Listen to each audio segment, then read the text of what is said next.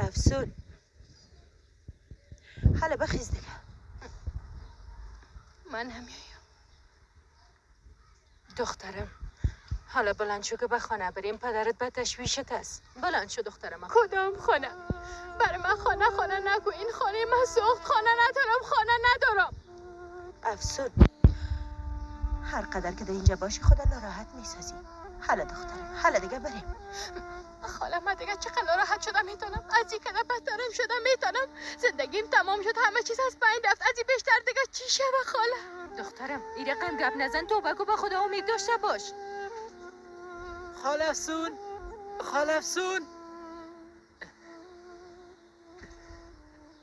خاله افسون، خاله افسون، از خانه شما اونجا کس فوت کرده. چی؟